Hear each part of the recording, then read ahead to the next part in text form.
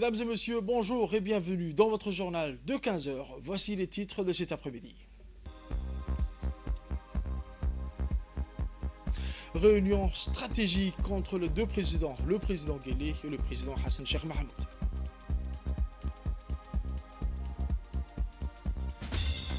Aux nouvelles mondiales, au Moyen-Orient, un commandant de brigade de l'armée israélienne tué à Jabalia. Les détails de ce journal de 15 heures. Le journal au complet à présent, mesdames et messieurs, je vous le disais dans les titres, l'invitation de son Excellence, M. Ismaël Omar Guelleh, président de la République de Djibouti. Son Excellence Hassan Sheikh Mohammed, président de la République fédérale de Somalie, effectue une visite de travail en République de Djibouti depuis le 21 octobre 2024. Son Excellence Hassan Sheikh Mohammed, président de la République fédérale de la Somalie, a été à la tête d'une délégation de haut niveau composée de ministres et des hauts fonctionnaires de la République fédérale de la Somalie. Les deux chefs d'État ont tenu une réunion bilatérale au cours de laquelle ils ont réaffirmé leur ferme engagement en faveur de la paix et de la sécurité en Somalie et dans la région.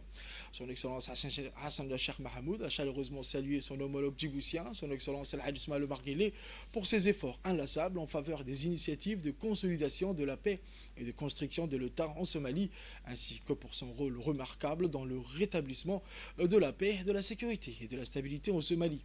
Le président a également salué le rôle des forces de défense nationales de Djibouti, des forces armées nationales somaliennes, ainsi que celui des pays contributeurs de troupes de l'Union africaine dans la lutte contre le terrorisme. Les deux chefs d'État ont échangé des points de vue sur la situation sécuritaire en Somalie et dans la région, et ont souligné la nécessité de respecter la souveraineté, l'unité et l'intégrité territoriale de la Somalie, ainsi que de maintenir la paix, la sécurité et la stabilité dans le corne de l'Afrique et sur l'ensemble du continent africain. Les chefs d'État ont salué la création de la nouvelle mission de soutien et de stabilisation de l'Union africaine en Somalie et ont reconnu la réalisation de son prédécesseur l'ATMIS. Ils ont en outre insisté sur le fait que cette mission devrait commencer le 1er janvier 2025 et qu'il est crucial d'explorer toutes les options de financement, y compris la résolution 2719 de l'ONU. Les chefs d'État ont souligné également que l'OSOM doit disposer d'un financement prévisible et durable. Les chefs d'État ont également noté qu'il est important de soutenir de manière adéquate la mise en œuvre du plan de développement de la sécurité somalienne et de renforcer les capacités des forces de sécurité somaliennes. Ils ont appelé la communauté internationale à soutenir le renforcement de ces capacités pour assurer une transition en douceur à la fin de la mission de l'OSOM. Les chefs d'État ont souligné également la nécessité d'assurer une transition sans heurts de l'ATMIS vers l'OSOM afin de renforcer et de consolider la coopération étroite entre les deux pays. Les deux chefs d'État ont souligné l'urgence de convoquer une session de la commission mixte de la coopération dans les plus brefs délais. Ils ont donc chargé les ministres des Affaires étrangères d'organiser une session de la CMC. Les dates et le lieu devront être confirmés par voie diplomatique. Son Excellence le président Guelleh a réitéré à son homologue somalien, M. Hassan Sheikh Mohammed, la solidarité contenue et le soutien fraternel de Djibouti envers la nation sœur somalienne. Autre actualité de ce journal, sous le patronage de son Excellence, le Premier ministre djiboutien, M. Abdelkader Kamel Mohamed, le ministère de l'Énergie et des Ressources naturelles a célébré aujourd'hui la journée internationale de l'énergie sous le thème efficacité énergétique au moteur du développement durable à Djibouti.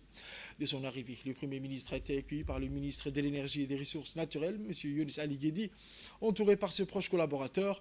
Cet important événement a rassemblé des participants venus nombreux, dont des membres du gouvernement, les directeurs généraux des départements sectoriels sous tutelle du ministère de l'Énergie, les PDG des grandes entreprises, des représentants des partenaires au développement, ainsi un grand nombre des étudiants de la faculté d'ingénierie de l'Université de Djibouti. Lors de cette cérémonie commutative, dans une projection, le ministère de l'Énergie a communiqué les avancées remarquables en matière d'énergie, telles que l'électrification des localités les plus reculées du pays, ainsi que la production nationale en matière de l'énergie qui atteint les 30. Plusieurs discours ont été annoncés à la tribune dans cet événement, tous ponctués sur l'efficacité énergétique dans notre pays. Dans une allocution, la représentante du PNUD a indiqué que le groupe PNUD salue l'engagement de la République de Djibouti sur sa transition énergétique.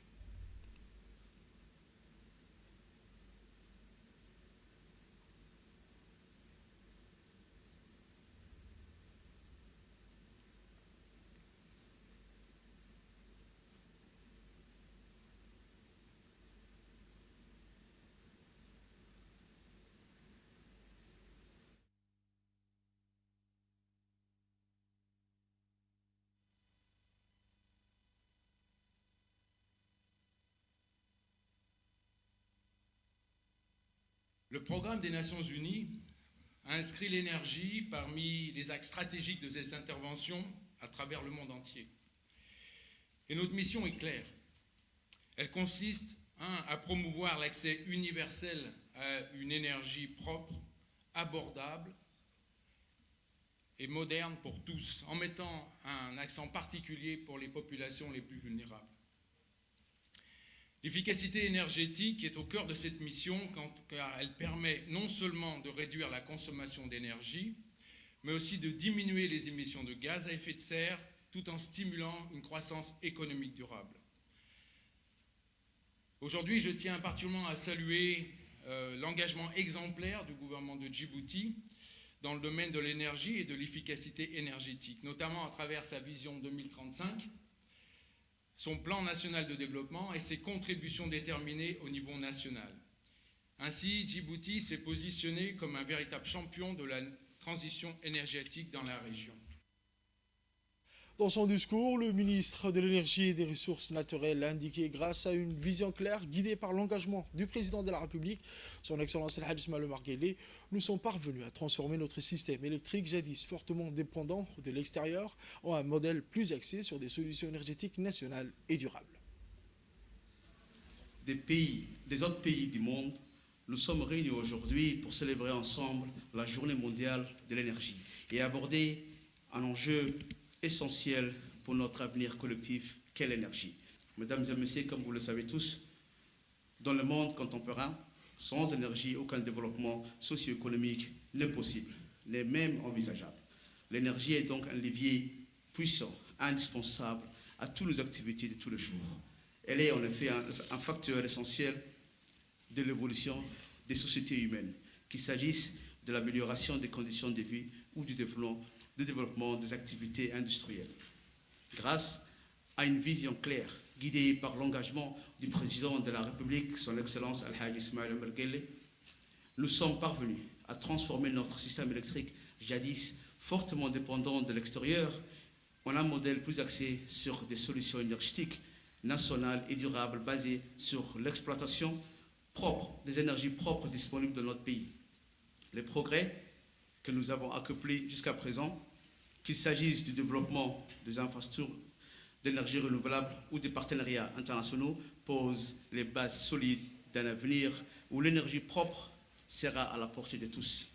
À ce titre, la mise à disposition d'énergie verte, abondante, accessible, à moindre coût sur l'ensemble du territoire national constitue l'alpha et l'oméga des actions de notre département ministériel. Et c'est conformément à la feuille de route tracée par le chef de l'État. Cette journée de commémoration dédiée à l'énergie est non seulement pour nous tous, pouvoir public, d'informer les usagers sur ces sujets d'un enjeu majeur qu'est l'efficacité énergétique, mais aussi d'organiser des activités de sensibilisation et de modélisation en faveur des ménages et des responsables des entreprises publiques et privées sur les avantages qu'elles présentent par la formulation de meilleures pratiques et des solutions technologiques disponibles en la matière. Tous les projets au ministère de l'Énergie se tiennent en parallèle. Nous avons de nombreux projets en parallèle. Nous avons un objectif bien précis, tracé par l'objectif du chef de l'État, par la vision 2035. Mais moi, je dis à chaque fois que nous allons arriver à développer nos énergies propres avant 2030. Et ça, c'est une réalité. Dans son allocution, le Premier ministre, son Excellence M. Abdelkader Kamel Mohamed, a souligné que le gouvernement a rendu possible de rendre l'énergie accessible pour tous. On écoute ses propos. En cette journée que notre nation se joint aux autres pays du monde pour célébrer la Journée mondiale de l'énergie, je suis particulièrement heureux d'être parmi vous. À l'occasion de cette journée commémorative, le gouvernement a pris des mesures audacieuses pour renforcer l'indépendance énergétique de notre pays, avec pour but de devenir un pionnier en matière d'énergie propre. Dans cette optique, nous avons défini une trajectoire ambitieuse pour atteindre un objectif de 100% de production d'énergie verte à l'horizon 2030 et ainsi faire de notre pays un modèle régional de résilience climatique. Mesdames et messieurs, cette année, nous nous rassemblons sous le thème de l'efficacité énergétique, moteur du développement durable. Ce thème, retenu a plus que jamais une résonance tout particulière pour nous. En effet, conformément à nos objectifs nationaux et à ceux des objectifs de développement durable définis par les Nations Unies, l'efficacité énergétique occupe une place importante et centrale dans nos politiques. Notre approche promeut une utilisation plus sobre de l'énergie tant au niveau des ménages que des entreprises, afin de diminuer la demande énergétique globale, mais également de réduire nos émissions de CO2 et protéger ainsi nos précieuses ressources naturelles. En ce jour symbolique, je lance un vibrant appel à tous les acteurs de la société civile, des entreprises, de l'université, des ONG et nos concitoyens pour travailler ensemble à l'élaboration des solutions énergétiques durables. La coopération énergétique avec les pays amis constitue également un pilier fondamental de notre stratégie. Je voudrais également profiter de cette occasion pour inviter la communauté internationale à une collaboration encore plus étroite pour surmonter ensemble les défis énergétiques mondiaux. Quant au gouvernement, conformément aux directives du chef de l'État, nous nous engageons à poursuivre les investissements dans les domaines de développement des infrastructures énergétiques afin que chaque citoyen et chaque citoyenne sur toute l'étendue du territoire national puisse accéder à l'électricité et bénéficier des fruits du progrès réalisés en matière énergétique. Et donc, je vous le disais, il est l'heure de l'appel à la prière de Salat al-Asr. On se retrouve dans un instant pour la suite de l'actualité. Pour la suite de l'actualité, direction Qatar, où le ministre de la Santé de la République de Djibouti a participé aux 71e sessions du comité régional de la Méditerranée orientale en tant que vice-président du comité du 14 au 17 octobre 2024 à Doha. Cette 71e session du comité régional de la Méditerranée orientale qui s'est tenue à Doha sous la présidence de l'État du Qatar qui avait pour thème Santé sans frontières. En marge de cette session, le comité régional de l'Organisation mondiale de la santé pour la Méditerranée orientale a adopté plusieurs points dans le plan opérationnel régional de la Méditerranée orientale 2025-2028 et les initiatives phares qui contribueront à l'accélération des progrès accomplis dans 3 domaines prioritaires.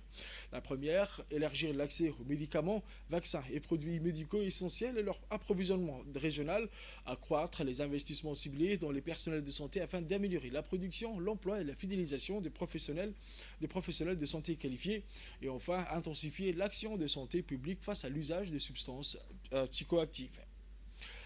La salle de conférence du CERD a abrité ce matin la conférence dédiée contre le paludisme en présence du ministre de l'Enseignement supérieur et de la Recherche. Cet événement s'est déroulé en ligne via Zoom permettant une large participation organisée par l'Institut de recherche médicinale du CERD, en collaboration avec le Centre international pour le génie génétique et biotechnologie. Ces conférences rassemblent des experts nationaux et internationaux qui partageront leurs connaissances sur des sujets cruciaux. Cette conférence vise à sensibiliser et à renforcer la capacité des acteurs de la santé dans leur lutte contre le paludisme, qui reste un enjeu de santé publique majeur, touchant particulièrement les populations vulnérables, notamment les jeunes enfants dans les zones rurales et périurbaines de Djibouti. Cet événement s'inscrit dans le cadre d'une initiative plus large pour développer des formations et des collaborations en matière de recherche sur les maladies infectieuses. Le ministre de l'Enseignement supérieur et de la Recherche a souligné l'importance vitale de cette initiative pour nos communautés. On écoute ses propos. À vous remercier de votre présence et vous dire combien je suis honoré de participer à ces 2 journées dont j'assure l'ouverture ce matin concernant la compréhension mais également les moyens de lutter contre la malaria ou le paludisme communément scientifiquement connu sous le nom de paludisme. Ce sujet nous intéresse beaucoup parce qu'il affecte des millions de personnes dans le monde et touche particulièrement notre région pour diverses raisons que vous connaissez.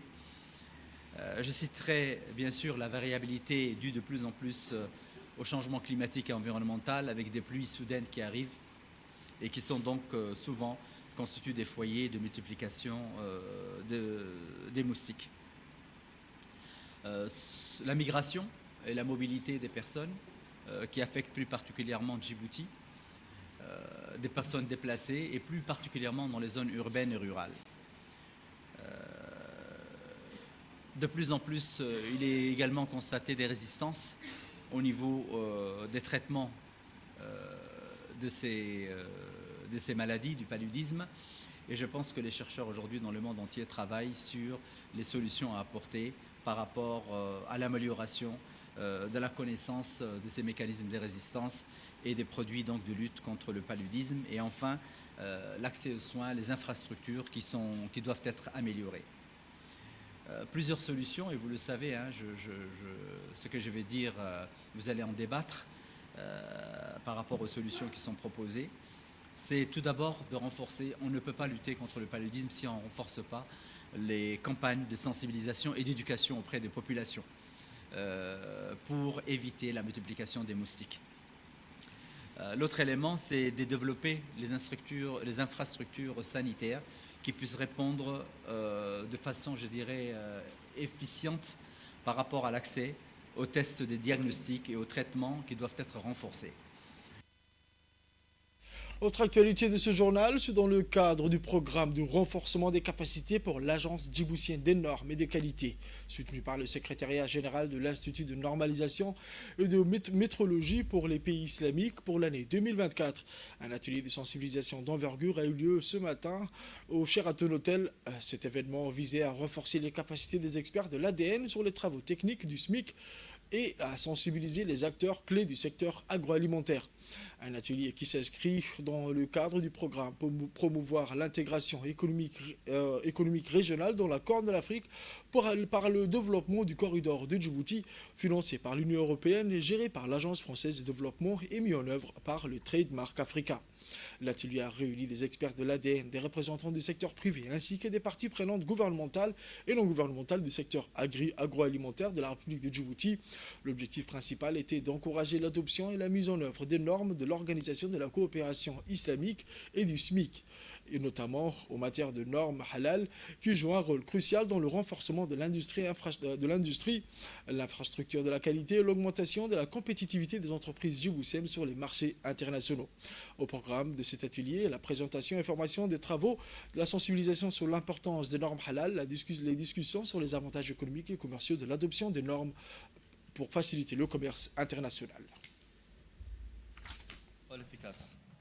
Grâce aux différents membres du comité technique de normalisation, grâce aux experts djiboutiens, on espère qu'on pourra arriver à bout, surtout avec la mise en place de ce premier atelier de formation.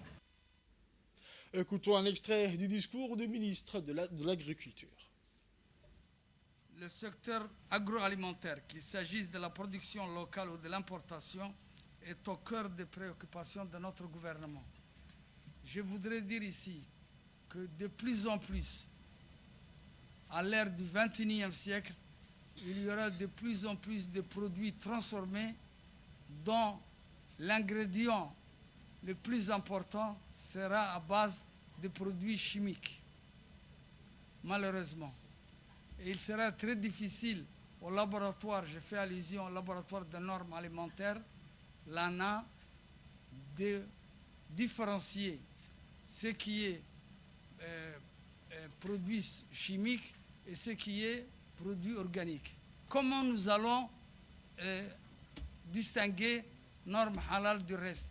C'est le rôle aujourd'hui du ministère du Commerce, accompagné par les experts de l'OCI, de former ces experts. Et je dois dire que cet atelier pour nous revêt une importance particulière. Plus nous apprenons, plus on aura une liste de produits halal et plus nous allons distinguer le vrai du faux. Ensuite, voici les dires du ministre du Tourisme. Les produits halal constituent une part considérable du commerce mondial et un potentiel du marché atteignant le 7 000 milliards de dollars américains. C'est un grand marché économiquement attrayant. Le marché halal comprend, comme il a dit le directeur général de l'ADN, des produits alimentaires, des textiles, du tourisme, des cosmétiques, des médicaments et autres. La République de Djibouti, dont la population est entièrement musulmane, s'inscrit parfaitement dans cette logique de promouvoir la consommation des produits halal, notamment par le biais d'une politique de normalisation adaptée aux besoins de consommation de nos concitoyens. Mesdames et messieurs, notre pays, en tant que nation au carrefour de routes commerciales, doit s'assurer que ces produits tant alimentaires que non alimentaires répondent aux normes de qualité les plus strictes, notamment les normes halal. En tant que ministre du Commerce, je souhaite souligner l'importance de ces normes pour l'économie nationale et leur impact positif sur le commerce extérieur, mais également entre OCI, notamment pour accéder aux marchés internationaux exigeant la certification halal. Le port polyvalent de Djibouti a accueilli le navire MV Dolphin qui va procéder au déchargement de 151 conteneurs, marquant ainsi un premier historique pour cette ligne maritime. Avec une capacité totale de 500 conteneurs, ce navire en provenance de Chine représente une avancée significative dans l'exploitation des conteneurs vides retournant en Asie. L'objectif principal de cette initiative est d'attirer un nouveau type de clientèle et ainsi d'augmenter le trafic dans nos ports en renforçant les échanges commerciaux avec l'Asie et en réduisant le coût logistique pour nos clients, notamment ceux d'Éthiopie. L'arrivée de la ligne China United Lines est le fruit de concertations fructueuses menées par une délégation djiboutienne du port DMP qui a effectué une visite en Chine en juin dernier. Bien que le MV Dolphin n'ait pas été présent lors des discussions, son choix de collaborer avec le port djiboutien témoigne de la reconnaissance croissante de l'efficacité et de la rapidité des opérations réalisées dans nos ports, ainsi que de leur position stratégique. Cette nouvelle ligne maritime ouvre des perspectives prometteuses pour le retour des conteneurs vides à destination de l'Asie. Pour accueillir ce navire était présent le directeur général du PDSA DMP, M. Jama Ibrahim Darar, le directeur commercial, M. Ali Ahmed Aouled, ainsi que les directeurs des opérations de maintenance, les responsables de l'agence Djibouti Shipping Service. Les responsables du port DMP ont également effectué une visite à bord du navire où ils ont reçu des informations précieuses concernant celui-ci. À partir de ce navire. Donc ce navire et ce travail que vous voyez est le résultat des relations que nous avons tissées avec la Chine, dont fait partie la route de la soie. Et c'est le résultat des négociations et des arrangements et des contrats que nous avons signés précédemment avec les lignes chinoises. Donc nous avons réorienté notre stratégie et maintenant voici les fruits de ce travail-là. Et je remercie aussi la tête de ligne de notre équipe ou de tous les gens qui ont œuvré à ce travail. En premier, notre directeur général, M. Jama Ibrahim Darar. Et je remercie aussi toute l'équipe des opérations. Et je remercie de manière plus large tous les employés du port qui ont contribué fortement à ce que ce travail se réalise. Direction Obok, où l'association d'Ablissa a célébré avec succès sa journée annuelle d'exposition des artisans ce 20 octobre 2024 dans le cadre du projet d'appui à l'engagement soutenu par l'USAID. L'événement s'est tenu dans les locaux de l'association à Obok, attirant un large public et mettant en lumière le riche patrimoine artisanal de cette région. Des artisans talentueux de la région ont exposé une diversité d'œuvres allant de cadres décoratifs aux boîtes à mouchoirs, en passant par les porte-monnaies, les seaux décoratifs, les vanneries et bien plus encore. Les visiteurs ont eu l'occasion d'admirer et d'acquérir des pièces uniques tout en participant à des démonstrations.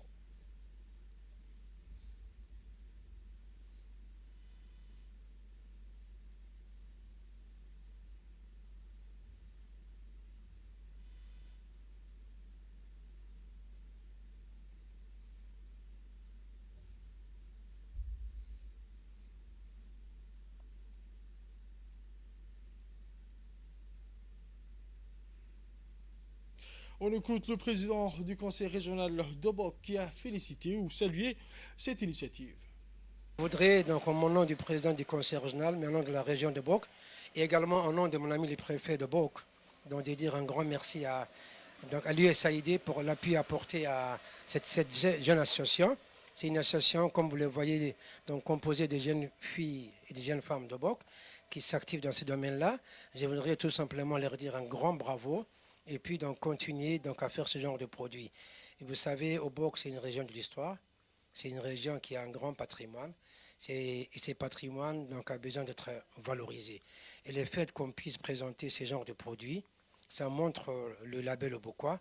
Donc je voudrais à travers également mon micro inciter les autres associations, ou bien les jeunes filles, les jeunes femmes également de Bok, qu'elles soient dans des mouvements associatifs, ou bien qu'elles soient individuelles, qu'elles puissent prendre, en tout cas qu'elles s'inspirent de l'exemple de l'association d'Ablissa qui est ici présente, et d'exposer les produits de la région.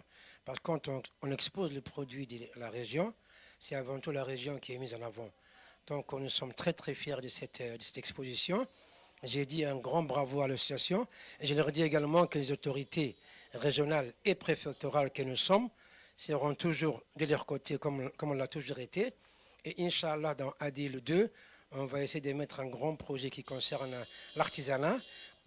Pourquoi ne pas faire un grand local où vraiment les associations pourront donc elles-mêmes exposer leurs produits et gérer ces locales. Donc en dernier mot, j'incite les jeunes filles, les jeunes femmes de Bok à vraiment faire comme fait donc d'Ablissa. Il y a beaucoup d'associations de Bok qui sont dynamiques. Les associations des femmes sont très dynamiques dans cette région-là. Et bon, j'exhorte également les autres associations qui sont nombreuses à faire tout ce qu'elles peuvent pour vraiment emboîter les pas à cette jeune association. Et donc je dis à Mme Khadiga et à ses membres, vraiment, on est fiers de vous et la région de Bok est fière de vous. Aux nouvelles mondiales à présent, je vous le disais dans les titres, l'armée israélienne a annoncé hier soir la mort d'un commandant de brigade dans le nord de la bande de Gaza. Les détails avec Fardouz. L'armée israélienne a annoncé hier soir la mort d'un commandant de brigade dans le nord de la bande de Gaza. Le commandant de la 401e brigade blindée de l'armée israélienne, le colonel, a été tué lors de combats dans le nord de la bande de Gaza. Les combattants d'Al-Qassam ont réussi à abattre 2 soldats israéliens en les touchant directement dans le bloc 2 du camp de réfugiés de Jabalyeh. Ils ont également indiqué qu'un char israélien avait été touché par un missile Yassine 105 et qu'un véhicule de transport de troupes Namer avait été touché par un missile tandem à l'ouest de Jabalyeh. Cette offensive est le dernier épisode en date de la campagne meurtrière menée par Israël depuis le 7 octobre de l'année dernière contre la bande de Gaza. Toujours au Moyen-Orient, le Hezbollah libanais a annoncé hier avoir bombardé la base militaire Filan dans la colonie de Rosh Pina, toujours avec Fardouz.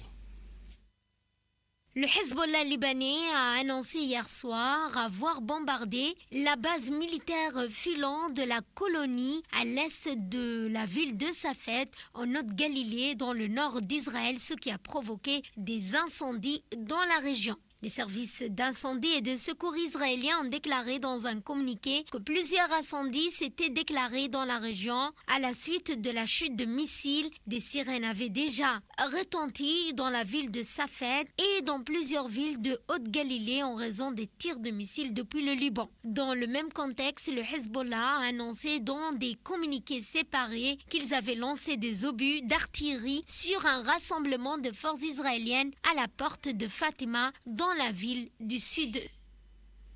C'est tout pour ce journal de 15h, mesdames et messieurs. Merci à vous de l'avoir suivi et restez avec nous pour la suite du programme sur Télé Djibouti.